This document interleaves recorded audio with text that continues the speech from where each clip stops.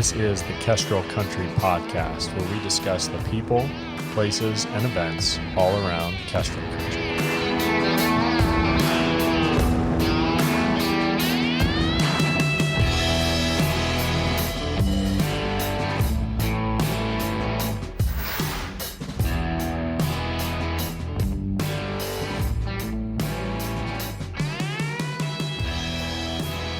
Just had your dishes home. Yeah, yes. I thought I'd share my inspirational thoughts while I was doing dishes. I loved it, and I want to talk about it. Maybe it will encourage someone to enjoy their dishes. Attitude about the dishes, which I think is appropriate. Yeah, for sure. Well, since we started recording, we're going to back it up now. Sorry. No, don't be sorry. It's good. Dive right in. I know, it's easy to just start chatting. But Lindsey Tollefson, thank you so much for coming on. Thans for having me. And Lindsey's been on before. So That's right. A long time ago. I think you have the honor of being the first repeat guest. Fun. Which is actually really fun. Because we always talk about, we got to get that person back on. Because you scratch the surface and there's so much more that you can start talking about. I hope so. I'm sure. I don't just repeat myself. Well, we've kind of been doing a few series running. We've had a cleaning series running and we've had a building series running. And this one lands in our building series. Lindsey's got a background in interior design. Mm-hmm. Yeah. And so we're going to talk about that. But first of all, give us a little bit of history on how you came to Moscow.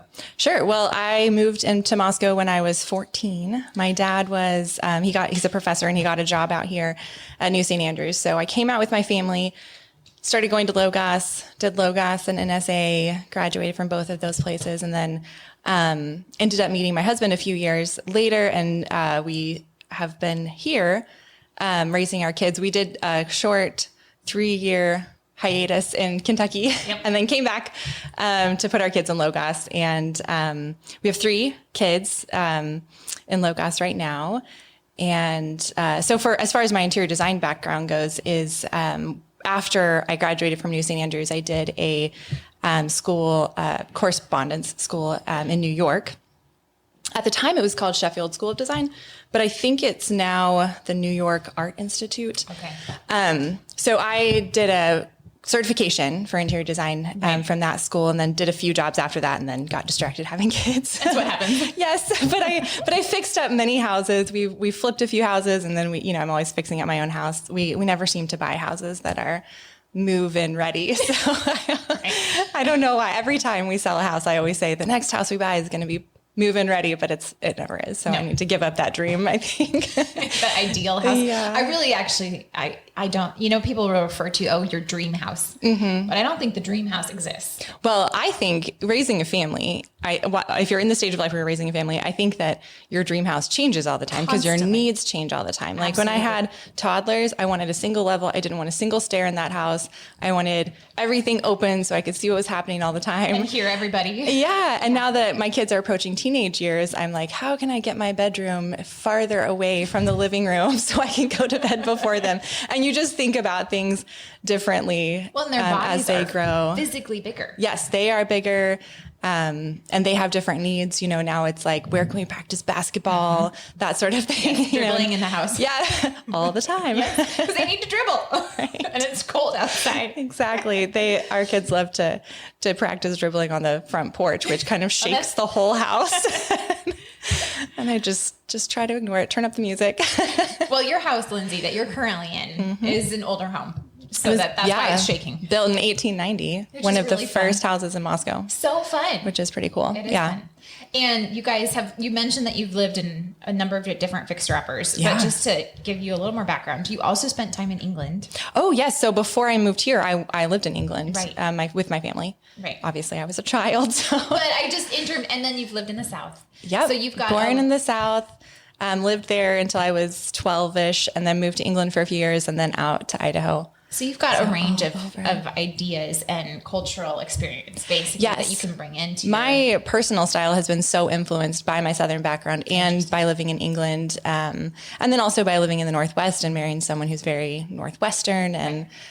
He was a cowboy before I met him. Like that kind of comes into my own design a little bit in my personal home, just because that's who we are. Right. And now you're living in the country in Idaho, which we have a whole ton of dirt and a ton of gravel. A whole ton. So, let's talk a little bit about about that interior design and decorating. So what's your first step when you approach a space? So when you're looking at a house, because you've looked at a number, you know, and if you just bought it or you're considering it, what's going through your head? My biggest thing, or the first thing, maybe not the biggest thing, the first thing that I always look for or try to change is lighting. That's, I always look for houses that have good natural light. Although if you live in North Idaho, it gets dark at 4:30 in the afternoon for most of the year. But I think that's why you want it even more. Right. That's true. But you do have to make sure that you have good lighting in your home apart from the natural light. So the artificial lighting. Yeah. So artificial lighting. And I usually try to think about a good principle that's not possible in every room, but a good principle is light the four corners of the room. So start there as much as you can, and then you'll have light coming in from all four corners. Try not to have any overhead lighting if you can help it. So you hate can lighting. The can lighting. I hate it so much. It's just very harsh, and I don't think it gives a very cozy feel to the room. I don't think it's beautiful. Obviously, if you're in a kitchen and you have a workspace, that's so different, or even over a table, like an overhead chandelier or something is perfect. But that's task lighting. That's different than mood lighting, or than I like that. Than task lighting a room and mood lighting. That's helpful. Yeah. Yeah. And so you want to think about, after you've lit the four corners of your room, you want to think about task lighting. So where are you going to be sitting in the room, or is it a bedroom? Do you want a light next to the bed, like a reading lamp? Where you're going to be doing different things, and you want lighting next to those things. Lamps as much as possible. You know, I have several corners in my house that are kind of dark, and there's no space for a lamp or a table or a seat or anything like that. So I have some hanging lanterns or lights that you just plug in, just to give it some light coming out of that corner. And then a plant or something, you know, and just to give some texture and some light. That's a really helpful place to start. That's really helpful. Do you have any specifics that you buy, or a go-to spot to find your lamps or your hanging things? I don't think you have to go really expensive with lighting. Okay. Light fixtures themselves are actually really cheap to replace, unless you want something that's designer. If you're looking for a certain look, you know, you can go thousands of dollars per light fixture. Yeah, if you really can. Are very specific in what you're looking for, and that's great if you have the money. But I have lamps from Walmart, Goodwill, all the way up to Pottery Barn. You know, like whatever I can find that works well for our space. But you think about it. If you're just trying to get light, what really matters is your bulb, not so much the actual fixture. like a Walmart lamp can it uses a bulb the same way that a Pottery Barn lamp does. And a lamp, or even a fixture on the ceiling. I mean, paint, if you don't have anything else, you can do some spray paint and suddenly change the look of, you know, it might be the shiny brass that you don't like and you want the matte black look. Yeah, very easy to spray paint a lamp. And so that's a good tip too, is just pulling it into your decor and not worrying too much about what it looks like, but you can change it to fit with what your style is. But what about the bulbs? So what bulb kind do you recommend? Well, I think everybody's a little different. I don't like an LED light. I like a softer, warm, yellow light. Yeah. And also that's going to, you know, your shade, if you have a shade on the lamp, is going to affect that a little bit too. I do think a warmer light gives a softer feel to a room, and an LED light gives a colder feel. Sometimes those are fine in bathrooms. You know, sometimes you want that bright light right above your mirror, but not great in living rooms, bedrooms, studies, that kind of thing. You want something softer usually. So that's what I look for is what's a softer light, not the highest wattage, you know, something medium. Okay. What is it, like 45 or 60, I think is kind of medium. Yeah, I'm not sure. Yeah, I can't remember either. Well, I think it goes up into the hundreds. With the light bulbs, because then it's telling you how much energy it's using versus how much, you know. And I don't usually pay attention to that, to be honest, because, you know, I want the light. I don't care about the energy. Yes. But, well, and I think a lot of them have become more efficient once it seems that way. But I've noticed light bulbs last longer than they used to. That's good. I feel like I hardly ever replace light bulbs, and And sometimes I'm shocked at the price difference on some of them. And I think you're right. It's that LED pricing versus the cheaper pricing. And most things are LED now. Like, you have to really search for warmer lighting, which is kind of sad. It is kind of sad. Well, it's the same way. This is totally diverging, but with Christmas lights, like if you get that cold white blue and you're actually wanting it to be the cheery, warm yellow, put those outside. Put the cold white blue ones outside with the snow, and you want that warm yellowy Christmas light. Yes. And you can't mix the two. They don't mix.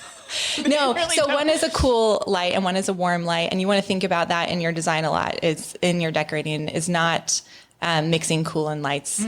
You can break that rule, but a good rule of thumb is, do you want warmer colors and lighting, or do you want cooler colors and lighting?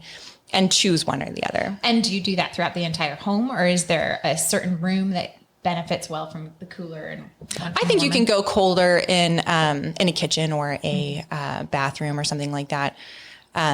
However, depending on the size of your home, if you have a smaller home, I think keeping things consistent throughout the home is smarter because it makes the whole home feel like it flows better. But you can You can mix it up. It depends on the layout too. Like sometimes a kitchen is completely separate from the rest of the house. It's just a little door, and sometimes it's open to the rest of the house. And so that changes how you're going to decorate your kitchen depending on if it's open to your living room. Well, and a lot of them are. So if the kitchen is open to the living room, Yeah. and it's got the can lighting, do you put lamps in your kitchen for turning off, at dinner time, or what do you do? I love a lamp in a kitchen. Okay. I love it. Obviously, you have greasy air in a kitchen. So you have to think, but that's the functionality of design too. You have to think about like what's happening in this room.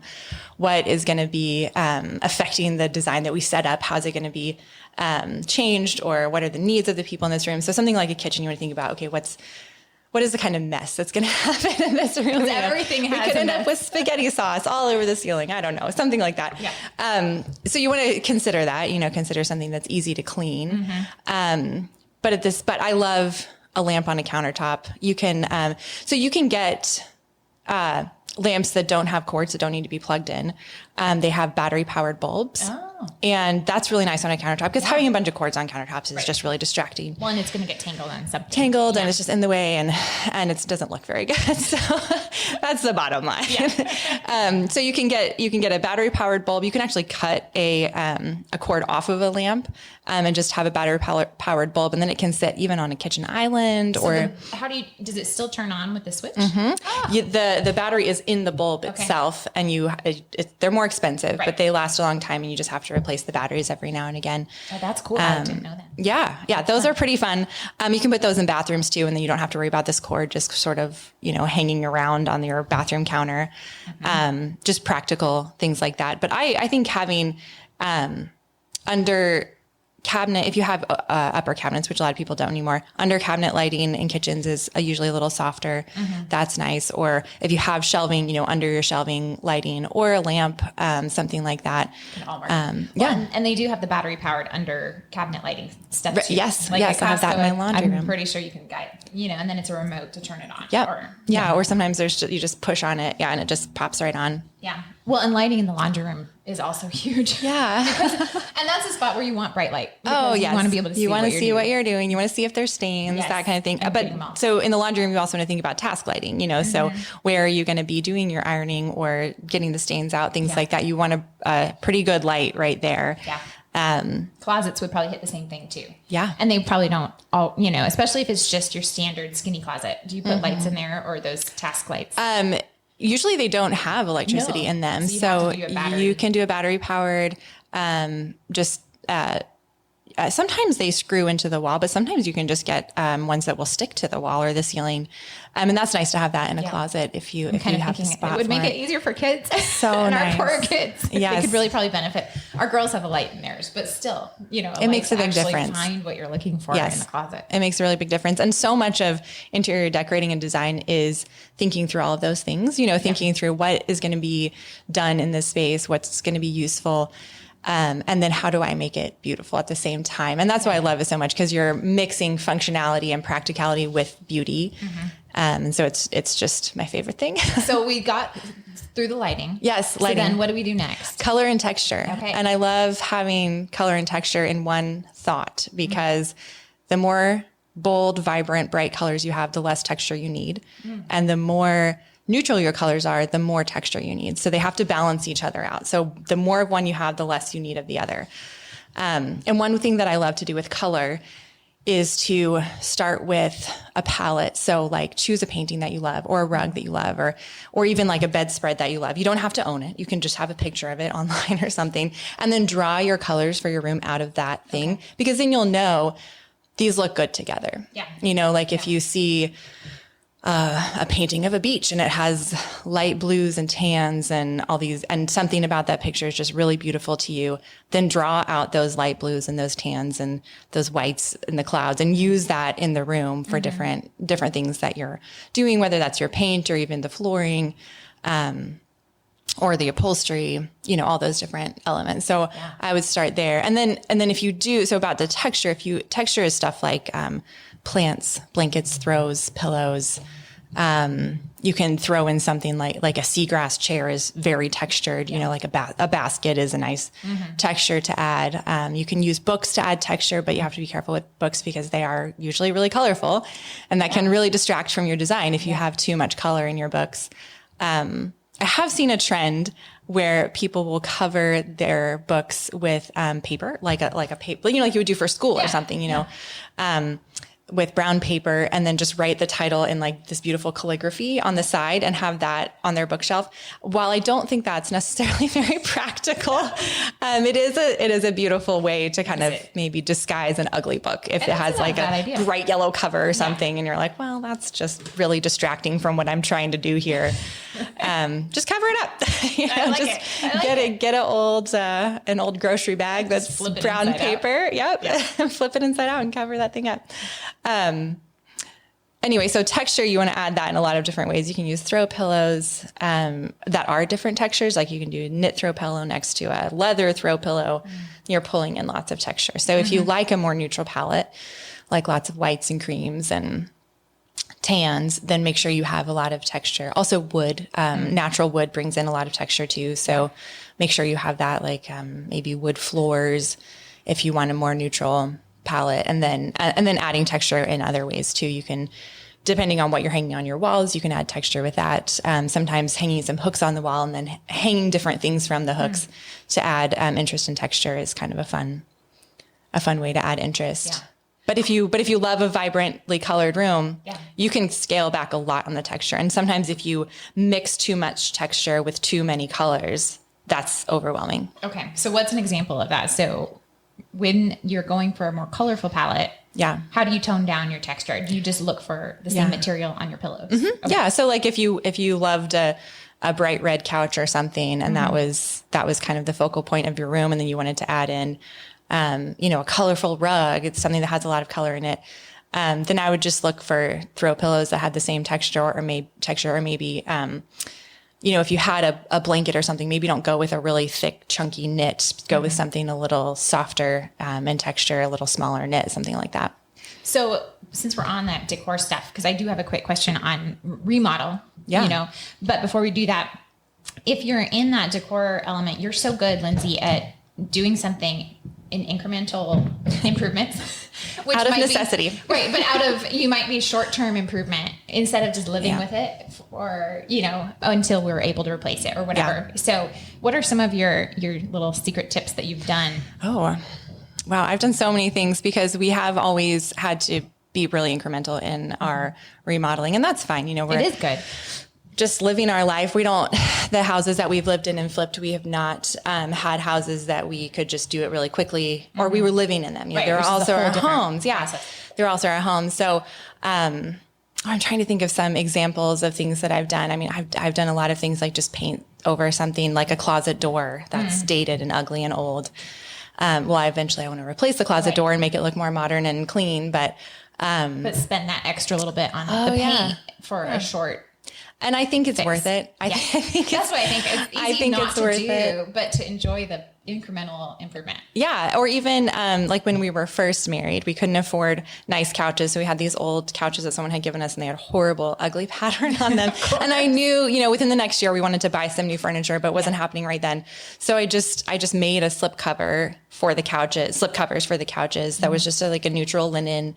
And it wasn't something I wanted forever in my home, but it helped me to kind of get a vision for what I did love, and kind of tone down the couches a little to get rid of. But you can get some of that giant drop cloth. I mean, that drop cloth is stuff is huge. That's a good idea. Thick, that's a good idea. I know people that use that for curtains too, because if you wash it, you can kind of it changes the texture a little bit. It's not quite so stiff. Okay. And so then you can use it for, like, if you have a tall window, use it for a long curtain or something like that.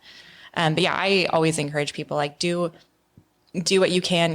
We right now in our home, we are planning to knock down a bunch of walls at some point, but I still painted them. I still painted the rooms because I was like, we're not doing it right now. So, and you don't know, sometimes that takes a few more years than you even think it will. Yes. Yeah. Especially with the economy being the way that it is, you just have to learn to live with it. But I think also that is thinking about functionality in your home and what do you want to use your home for? Yeah. And you want to be using your home while you're living in it, even if it's not the perfect design yet, or even if you have something very different in mind.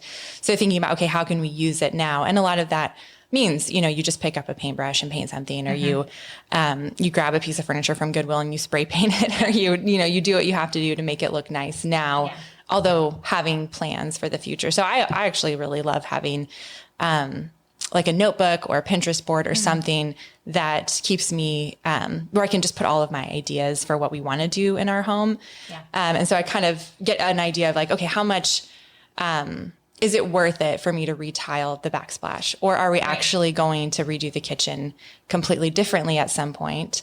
Maybe I could get away with a cheaper kind of backsplash for the time being. There's that peel and stick. Right, exactly. There's the peel and stick stuff you can put on, which is easier to wipe off than a wall. So that kind of thing is a temporary fix. It's much cheaper. Yep. And of course, it's not going to last 20 years. No. You're not expecting it to last 20 years. You're going to rip out your kitchen before then. Yeah. But it gives you a functionality and a beauty now, which is nice. It is nice. Yeah. Touching on the kitchen. Yeah. If you are doing that incremental remodel and you're at the point where you're going to be, say, replacing the floors or replacing countertops, but not both, it's just one. Yeah. How do you think about that? Because it's easy to probably A, get distracted, or B, pick a flooring out that looks great, in the store, but then you bring it into your home and it's not with the permanent countertops that you're going to be with. And then, so you have all these questions. Yeah. Well, I think that's where it's helpful to have a vision for what you're going to do. So have a picture, or have a, like interior design school, we always did vision boards where we had the different pictures of the different things that we were going to use, elements that we were going to use in the room. So we would have a picture of the tile, a picture of the countertops, and you could see on the vision board, are these going to clash or not? And that can give you some direction when you do have some money to just do one of those things. You can say, okay, well, I'm going to, invest it in the floors and I know which ones I want, even though right now they don't look great with the countertops. However, there are things you can do temporarily to make things look okay while you wait to do both. So like I painted the countertops in my kitchen. Yeah. It's been 2.5 years since I painted them. And I thought it would be a year. I was like, this will be fine. It'll be a year. But I got tub and tile paint. It's very strong. You have to have a mask for it. But it's held up great. Just painted it. It's shiny white. No, and it has like one chip in it. And it's this shiny white color, so it's very, you just don't notice it at all. Yep. If you looked closely at my countertops, you'd be like, what in the world are these made out of? Well, they're painted Formica from the 18 something. I love it. I think it's the 19 something, but they're not anything I would, recommend for like a long-term solution. Magazine shoot or something. But for now, they're great because we, for that kind of thing can match anything that you are doing in your kitchen as you wait for the big remodel, or just to get you through until you can replace the countertops. And I know the countertops that I want and I have them picked out. We just haven't had a chance to put them in or anything like that yet. So things like that. Even with floors, you can put down a rug or something to cover most of the floor. If you do the countertops first and then your floors are still not what you want, throw down a rug, or you can paint a floor. I've never done that. I would not. I've painted, my pantry floor is painted, but I would not necessarily paint a floor in a heavy traffic area or in the country in North Idaho because we have so much gravel and dirt, and it just, that makes sense. I mean, I'm mopping my floors like 3 times a day with the dog coming in and out all the time. And that's a lot of grit on your floor that could just scrape paint up. So I think you have to think about that too. You know, how this is a temporary fix, but is it like going to be a month before it looks bad, or is it going to be a year? Yeah.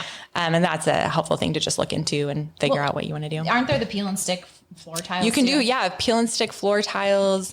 I've never tried those. I've seen a lot of people do them in their laundry rooms. So that's not usually a high traffic area. Right.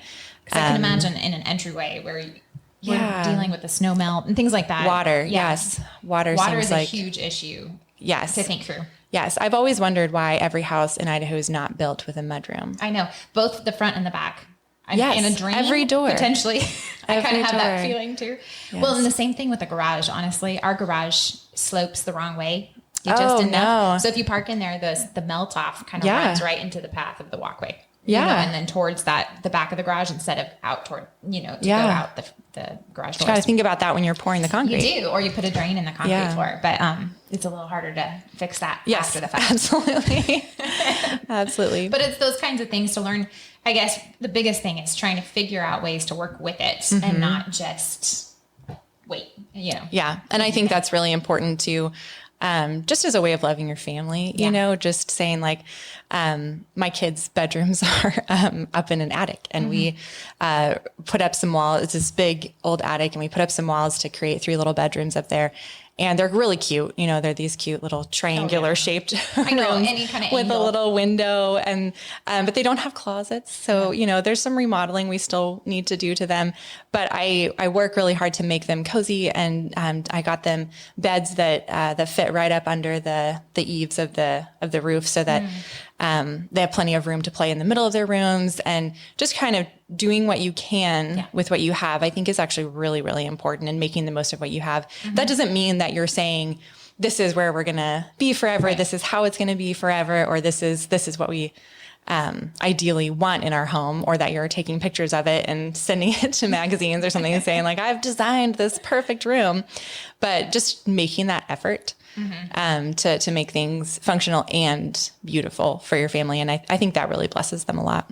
Oh, I completely agree. And like the girls, Ida's at the age where she's really wanting stuff for her room and changing the look and the decor and the bedspread. Got one of those.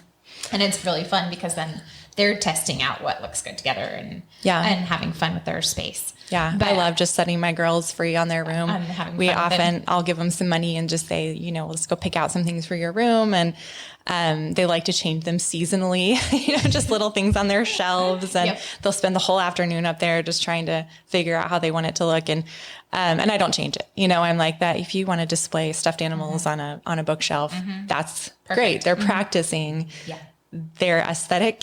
Right. And at their age, a bunch of stuffed animals is beautiful. It is. And it makes them happy in that room. And it gives them ownership Yes, of that it's room an too, ownership. which is important. And it's learning. It's learning how to do it. Yeah. But because it is constantly changing, I think that's that point too. Your dream house doesn't really exist because, like you said, from year to year, always changing. It's always changing. So by the time you actually get to replace whatever couch you might need, you might have decided, well, actually, we need a different couch. Now we need one that can, have a bed inside it or not, and we don't want one that's a sectional, so it's just, and even after, my husband and I talk a lot about, like, even after we're done raising kids, we hope they come back and visit, and we hope eventually they bring their kids, and then that's going to change. I hope that our house is never stagnant, that we're never like, well, this is just it. Right. Like always changing. Our needs are always changing because our family is always growing and changing. And that's a beautiful thing. And so being willing as a wife and a mom to roll with that and to change things and to not have your house be like this idol that you have lived to, in. Yeah, exactly. That you have to have everything be perfect. And you can't adjust, like I built this room to be this thing and I can't take this furniture out of it because it has to look this way. Yeah. Like being willing to put holes in the walls. That you might have to come back and patch later. Yep. Done many of that. Yeah. Well, so we're almost out of our recording time on that. Are we really? I know. But Lindsey had posted a picture of her sink on Instagram with her dishes and her super cheerful curtains hanging up above it. Again, it's just a super cheerful space. And then she wrote a poem about dishes. Yep. Which was also pretty fun. So, Lindsey, tell us a little bit. I won't make you recite the poem. Oh, I don't even have it memorized. I should. So I can recite it to my kids when they're being grumpy about dishes. Oh, I was just standing doing dishes one day and I thought, I actually really love this. I mean, it's kind of, like you have this sink full of bubbly water and it's so cozy on a cold evening. And I have a really beautiful view from my kitchen sink. So I know I have that advantage over other people. Yeah, if you're facing a wall. But you can put something beautiful above your sink, even if you don't have a beautiful view. And I was just thinking about how blessed I am to have these people to wash dishes for, and I'm like, food is really expensive right now, but every night we have food. Yeah. And if we didn't have food, we wouldn't have dishes, and I was just so thinking that's something that I want to focus on when I'm doing dishes, just that that gratitude of remembering why I'm doing dishes. It's because I have a table full of kiddos and a husband, and that's a huge blessing. And then also having food to feed them. And if I didn't have those things, I wouldn't have any dishes to do. I just have my little plate. That would be pretty boring. It'd be a super easy cleanup, but yes, but it would exactly. be really boring. I'd rather do a sink full of dishes than one little plate. So, but your space, again, talking about where you're spending your time and the functionality. Yeah. We spend a ton of time washing dishes. As women, I think we spend a ton of time just getting rid of dirt in our life. Actually, off of clothes, off of floors, off of dishes, out of my car. Yeah, that one needs some more. It's everywhere. And I think about that a lot.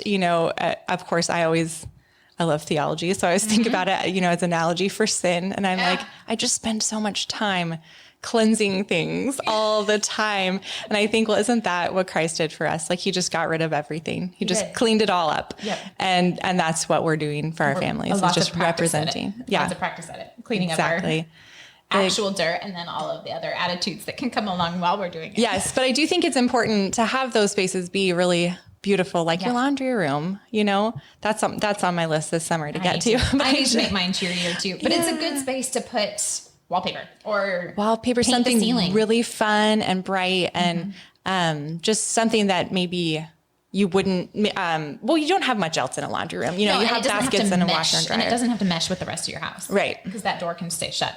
Yeah. Something that you just open up and you're like, oh, I'm excited to be in this room for the next hour, folding clothes or ironing or whatever you need to do. And just making your home a place that you enjoy being into. And I think that's a big thing too. People talk about their style, developing their own style. And I think what people should focus on with their style is not so much what's trendy or what did I see other people doing that looked cool or what's modern, but more what just brings a lot of joy to me and my family. And like what colors do I just light me up? What colors just make me so happy? And just why would you not put those on your wall? Just put it on your wall. Just do it. There's no one stopping you. It's your house. And I think people really need to not be afraid of what others are going to think when they walk into their home, but think about like what makes our family really happy and what makes you excited to be there to do all the work that needs to be done. And I also think if you have a well-designed home and you have one of the biggest elements of design is functionality. And so if you have functionality and part of that is a place for everything, like if you have a lot of dishes, you need a cabinet for them, things like that. Yeah. And if you have your home organized that way and set up that way, then doing your chores around the home, you're resetting back to this beauty that you've established, because you've organized it. Everything has a place where it goes that looks really beautiful. And so it's kind of motivating. Yeah. If you've designed it well, it's motivating to do the work because then you are getting back to this, this order that's just nice for everybody. It is nice. Not that, I think it's great to make a big mess it is. But when the kids come into a clean home, they're excited about that too. And a put back home. Have you ever noticed when my kids were really little, maybe your kids didn't do this, when my kids were really little, if I cleaned up the toys and organized them all in their proper bins, all of a sudden they were super interested in them. Yeah. But if I left them in piles on the floor, it's like people are just stepping over them. They'll stay in that same pile on the floor. Yeah. I just never quite got that. But I guess it is the same way I function. If my kitchen is clean, I'm like, well, let's make biscuits. Yeah. But if my kitchen is the perfect spot. Yeah. But if my kitchen is not clean, I'm like, let's order something. Because then you're like, I have to shove something aside to make this. Exactly. You're just not motivated. Yeah. Well, or even just cleaning the tool after it's been used too, whether it's your KitchenAid or your oven or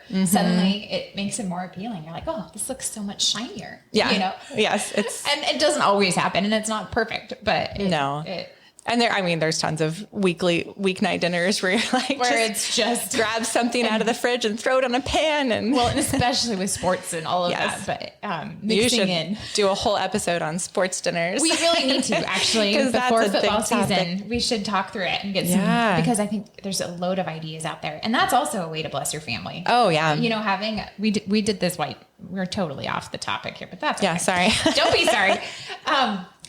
We did a white chicken chili, which is so easy to throw together. It was from Give Me Some Oven blog. And so it's like a 5 ingredient. Is it a crock pot?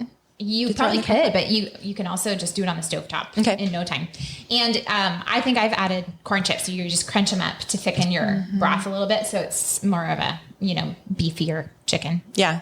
But you put that in a thermos and you take that to your football game and all of a sudden you've got a really warm, yummy meal that the kids can eat and you can eat. And it's healthy and you're saving money. Right. You're not eating hot dogs again or whatever might be game food at the place, which might not even be available. Right. But it does make those cold stand game nights. And I think having a well-functioning kitchen and a well-designed kitchen actually is where you start with all of that kind of thing, just thinking through and it's the what's home, my space right? like. And so then it's the home being able to take the home and expand from it. Yeah. I think like nobody would try to run a business out of an office that didn't have desks and chairs. Right. So why would you try to run a family out of a home that isn't functional and organized well and able to produce the things that you need to produce, like a white chicken chili. Right, exactly. And happy kids that are eating it. Yeah. Exactly.